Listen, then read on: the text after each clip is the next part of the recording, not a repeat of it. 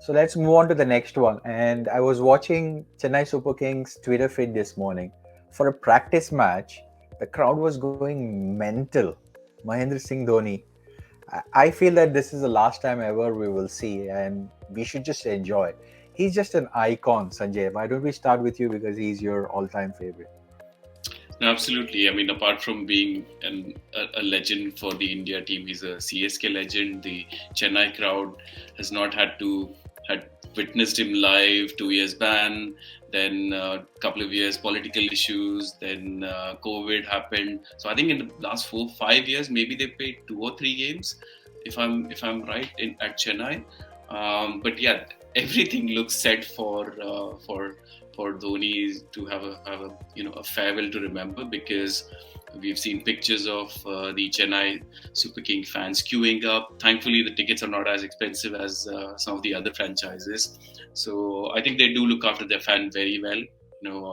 When the matches were moved from Chennai to Pune a few years ago, they had some trains booked for their fans to move and witness the games.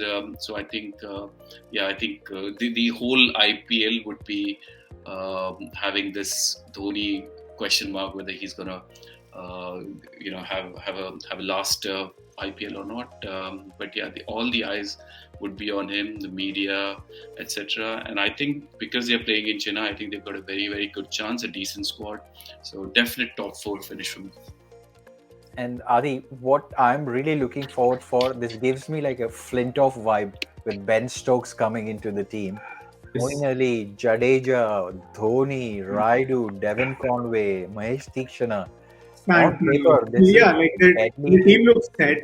Like as Sanjay said, I'd be shocked if they don't make it to the playoffs because they, given that they were not able to play at their home, still they performed in between. They qualified. They won the trophy once.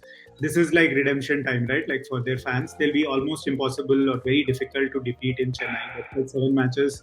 Assume they win like 5 there, and then they got to win like 2 or 3 outside, right? So that's been their template historically, right? So they've got really high quality spinners. Jadeja is in really good form, so that helps. And apparently Dhoni had a talk with him about like the whole captaincy fiasco, and now Jadeja is in a better space of mind, so that will help him like remove the boj from his head, and he can like kind of focus on delivering for CSK. And their batting will be super deep because Jadeja, Stokes, Moeen Ali, all three of them can literally get you like 4 overs, and then they can like bat much down the order. With the impact player rule, it might actually help them because they'll not be forced to play your Shivam Dubes or like there was another South African all-rounder I forgot last season they played him.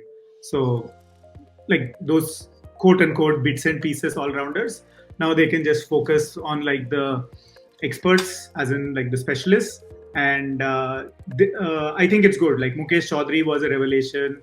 He did well last season, right? So he surprised us. And the player I was talking about was Dwayne Pretorius. Now, given they got um, given they got Stokes, you don't need to play Pretorius. You can play Devon Conway, Stokes, Moeen Ali, and then you can play Tikshana, right? So you kind of got all four covered. And then you got Jadeja, Moeen Ali, Tikshana bowling 12 overs of spin.